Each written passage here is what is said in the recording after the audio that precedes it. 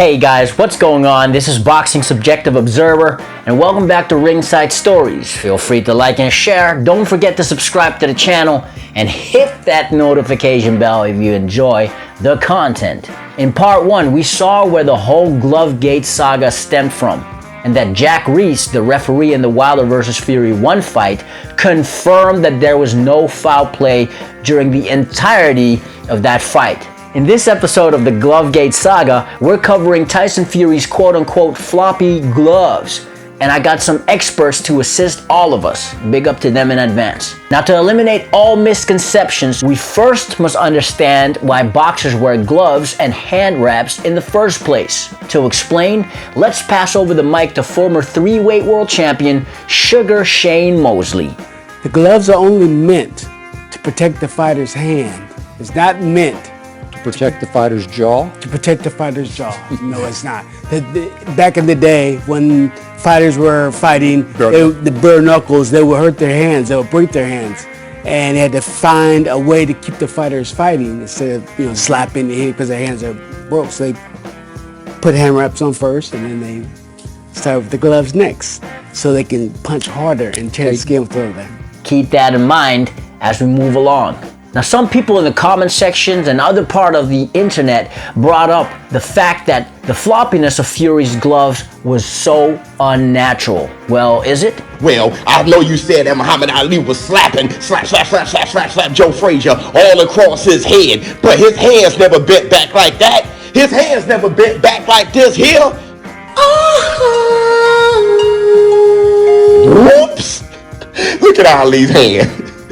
Look how far back that's bent. That don't even look like a hand. That looks like a foot. It looks like he done kicked this punch. Look at his hand bent all the way back. That looks like a thumbs up. That looks like he's saying, you all right with me. His hands bent so darn far back. What you talking about? Ali's hands was bent back, and that was against Larry Holmes. Johnny from Expert Boxing has taught multiple people how to box and has been here on YouTube for over 10 years with a subscriber base of over 230,000. So I thought it'd be very interesting to have his take on the whole Glovegate situation. Without any further ado, here's Johnny. Like Tommy Hearn's flicking jab, right? And Fury does have a lot of this. He does kind of have a lot of this. I'm sure you guys have seen long arm fighters in the gym kind of backhanding a little bit. So it's all possible with the hand fully in the glove. Now, I'm going to say this. If I take my hand and instead of it being at this level of the gloves, I put it here, right? This low, we can get a massive blend, right? A massive bend, like you guys were saying. So here it is, it's flopping around with my hand all the way down here. Now, I'm going to tell you right now, this looks really suspect. You're not going to get very far. Like when you have one glove on and it's on your fist and you have the other one like this is not going to work. The closest chance you got is if your hand is halfway. But here's the thing, if I put my knuckles, if I make a fist halfway in the glove, at this point, at the wrist junction, it doesn't bend at all, you guys. And I want you to try it. Get a pro glove, put even a little bit of tape or even no tape.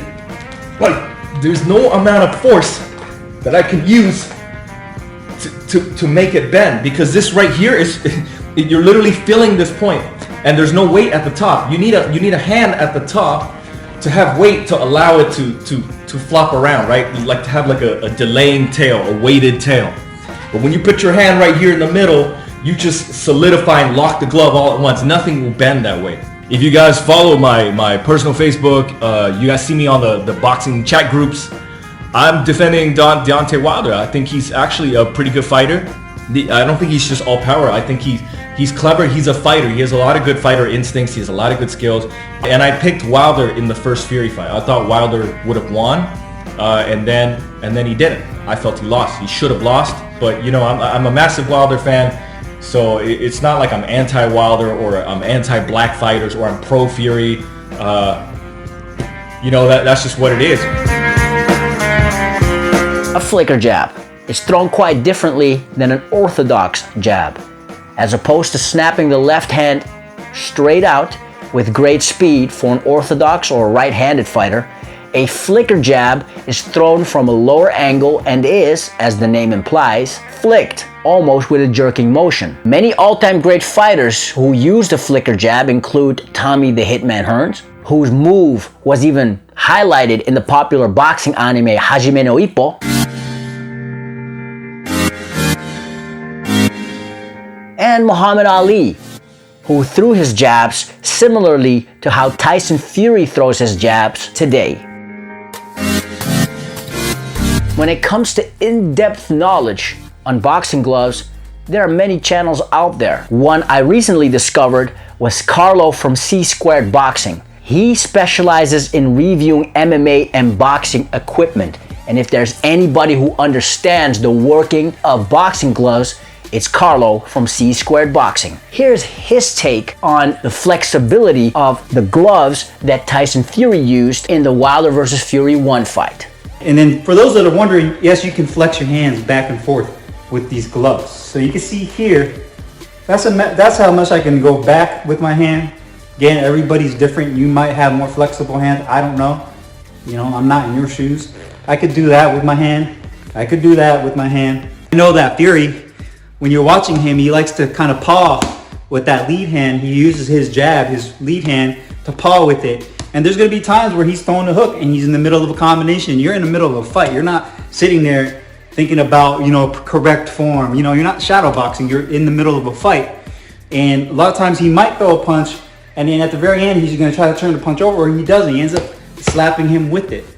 If Wilder felt that it was affecting him in a way that was negatively impacting his ability to win the fight, or he felt that Tyson Fury was cheating, then in my opinion, he would have said something about it. Like, if this dude like headbutt me, or if he's charging in and you're in a pro fight, you would tell the referee, like, dude, this dude keeps pushing his head in, do something about it. You need to, you know, tell him or give him a warning. Just keep in mind, I have no dog in this race. I love boxing in general. I'm not biased. I'm not a fan of Fury in particular, or Wilder, or one over each other. So again, there's no biases in this particular video. It's just my honest take on what I think about the claim with his hand going into this glove. There are people all across the internet, people in my comment section, who attribute the floppiness of Fury's gloves to the fact that during the fight, Fury's hands actually weren't inside of the glove. Well, if that is the case, then how do you explain this footage? This footage. This footage.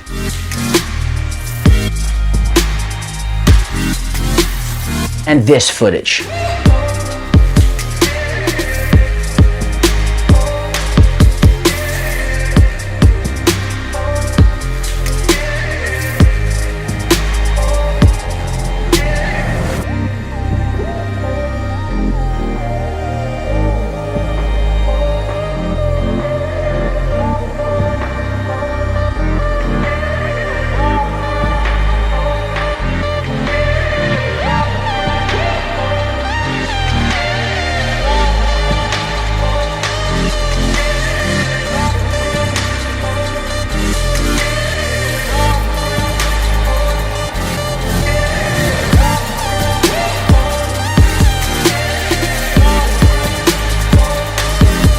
In episode 3, we're covering the claims about Tyson Fury's knuckles and that he had used them illegally, again, in the Wilder versus Fury 1 fight. We're gonna cover those claims with in-depth explanations, again, from multiple experts to come to the conclusion that Glovegate is nothing more than an excuse to cover up Deontay Wilder's loss. Facts, fairness, and proper context.